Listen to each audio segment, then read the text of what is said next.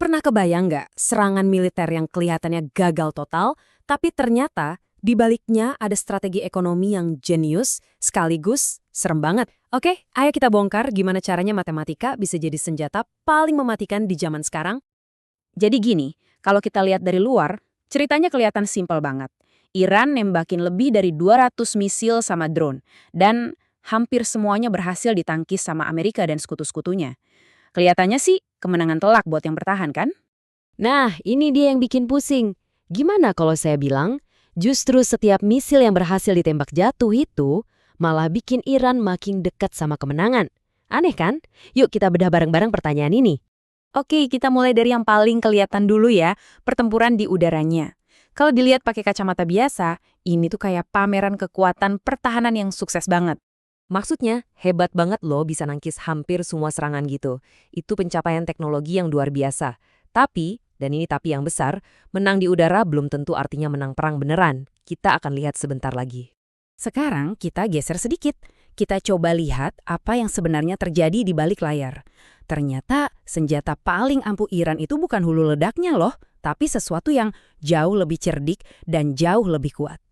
Ini dia kuncinya. Namanya perang ekonomi asimetris. Tujuannya itu bukan buat ngancurin tank atau pesawat musuh, tapi buat ngehancurin dompet mereka. Jadi kemenangan itu diraihnya bukan di medan perang, tapi di laporan keuangan. Oke, siap-siap ya. Kita bakal masuk ke bagian angkanya nih. Disinilah senjata rahasia Iran itu kelihatan jelas. Angka-angka ini nggak bisa bohong. Coba deh lihat tabel ini. Drone yang dipakai proxy mereka harganya cuma sekitar $20.000.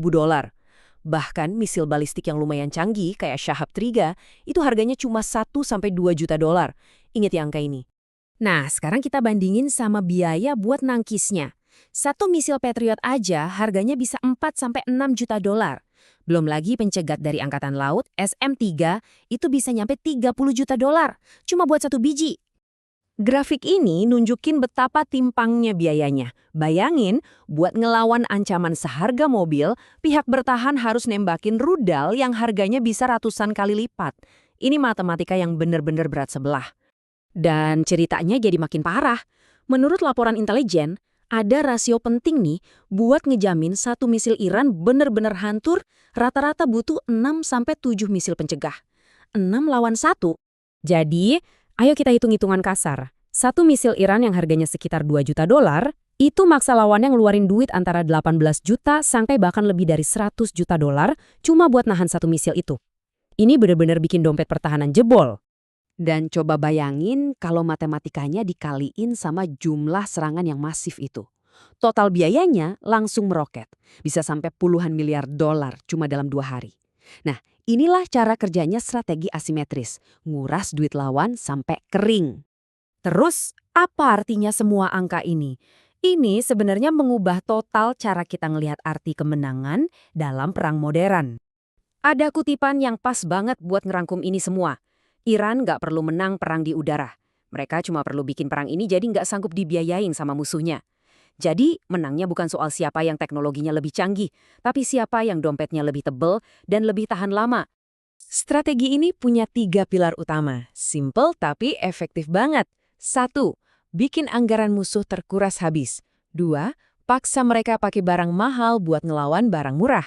3. Main sabar dan jangka panjang, karena Iran bisa terus produksi senjata murah, sementara lawannya makin lama makin bangkrut. Jadi kesimpulannya gimana? Ini adalah tanda pergeseran besar. Medan pertempuran utama sekarang bukan lagi di darat atau udara, tapi di laporan anggaran belanja negara. Jadi poin utamanya adalah ini. Di zaman perang modern ini, kuat secara ekonomi itu sama pentingnya kayak kuat secara militer. Punya pertahanan paling canggih di dunia pun percuma kalau diserang terus-terusan pakai senjata murah sampai akhirnya bangkrut. Dan ini ninggalin kita sama satu pertanyaan besar. Pertanyaan krusialnya sekarang bukan lagi siapa yang nembak jatuh lebih banyak, tapi anggarannya bisa bertahan sampai kapan? Bisa jadi di masa depan pemenang perang itu bukan yang tentaranya paling kuat, tapi yang neraca keuangannya paling sehat. Sebuah pemikiran yang cukup bikin merinding ya.